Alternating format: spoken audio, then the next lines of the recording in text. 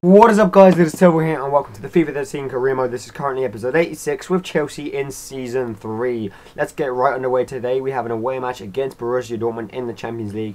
It's going to be very, very important to get a first leg win. Then we also have a Capital One Cup final against Manchester City. So that's also going to be a tough match. First versus second in the final of the Capital One Cup, whatever it's called.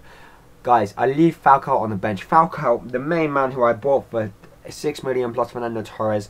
He had a fantastic start to the league campaign, but he hasn't been scoring too much recently, and that's a little bit annoying. You know, he was the guy who we brought in to get us some goals, to get us some good wins on the score sheet, and well, he did that for the first couple of games. You know, I wanted him to be consistent. That's the key. With Fernando Torres, he was never really as consistent as I wanted him to be, and Falcao, you know, I thought would replace that and bring some consistency to the team, but it took all the way to the 15th minute and Mikel to grab a goal to put us 1-0 up against Borussia Dortmund. And like I'm saying, when Mikel scores, you know something's going on. Wow. Sorry about that, my throat just like constricted. I don't know what happened there. Oh wow, that hurt. Sorry about that, yeah, but Mikel puts us 1-0 up, and when Mikel's scoring, you know that we have problems in our team because we can't have the centre defensive mid scoring all our goals. But Ashley Cole with a fantastic little dart run, whatever you call it, down that near hand side, and unfortunately his cross could not find anyone, and it was a little bit of a shout for a penalty, but the ref didn't give it. Borussia Dortmund came really close to equalising there, and how is that possibly a penalty? Jeffrey Bruma giving it away. I don't know why I started Bruma in this match above the other players, but we are 1-0 up on the stroke of half time. All I want is Lewandowski to stutter because it means he goes, oh yes, he stuttered.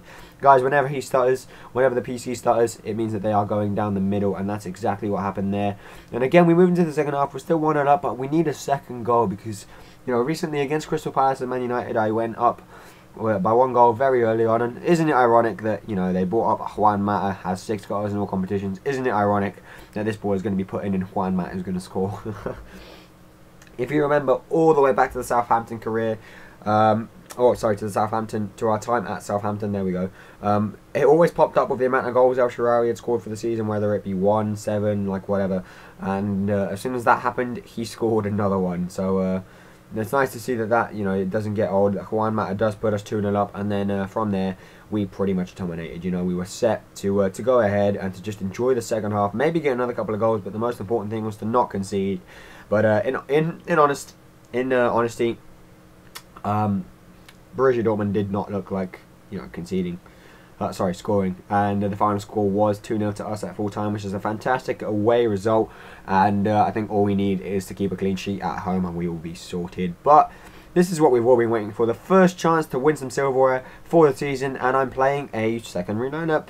That's what I promised to do in the Capital One Cup. I promised to give my younger players a little bit of time and experience, and that's what I'm going to do. And FCN there with a first chance, but it's blocked, goes out for a corner, and there's going to be a series of corners here. But well, there was a series of corners here which we had to attack from. But you know, this was just such a good match. I didn't expect it to be. I expected it to be very difficult because I was playing such a young and inexperienced team.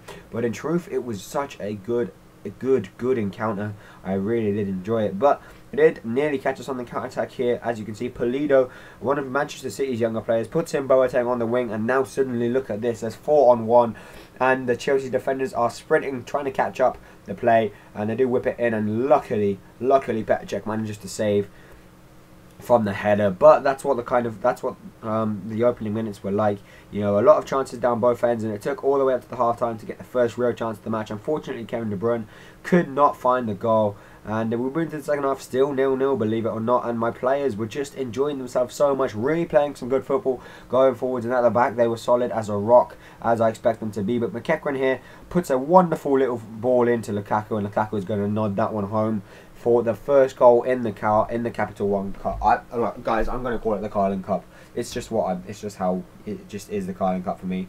And he puts us 1-0 up in the Carling Cup final, and a McEachran again here with a wonderful little chip to Joe Hart, trying to score, but unfortunately couldn't quite do it, and that's the second chance that goes begging when we should be 2-0 up by this point. But Kevin De Bruyne wonderfully puts in McEachran over the top. He manages to retain the ball, and he's going to put that one back post for De Bruyne to nod in, and he is rising up so quickly, guys. He is an 86 rated player. And him and Oscar can really be future stars. I need to start integrating them into the starting 11 as well. And I just have such a good team. It's unreal. And to go 2-0 up against Manchester City, who have some really important players on the pitch, Boateng, Yaya Toure, of course, David Silva. You know, to go 2-0 up against them, Aguero, without chance firing wide there is just fantastic. And we do actually win the cup. There it is. The final whistle goes. We win 2-0. And guys, my young ones, my young players who need time and experience in the game, my young players have won the Capital One Cup against Manchester City. What a fantastic performance and result to match it. And it is the first bit of silverware that we are bringing home.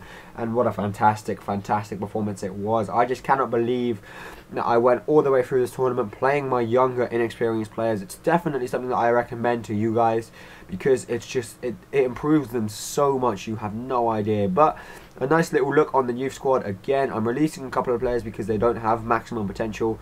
And, well, I pretty much released half of them. It needs to be high 80s to low 90s for me to even consider bringing them into the first team, and that's the case. But there it is. The media caught hold of it, or well, they didn't caught hold of it. They published that Chelsea celebrate winning the Capital One Cup, the first bit of silverware in the season, and it's coming towards the end of the episode again now, guys. I hope you enjoyed it. I haven't played any league games, so I don't know why I'm showing you this, but we are still 2 points from top, and a win against Manchester City as a performance that we played today, and that will assure us the first spot. But in the Champions Cup, as you can see, results elsewhere. Man United are winning, Barcelona drawing, Juventus are smashing Southampton, and just the general results. So yeah, guys, thanks for watching this episode. If you get it to 10 likes, I will upload the next one straight away for you guys. Apart from that, thanks for watching, and I will see you next time. Bye!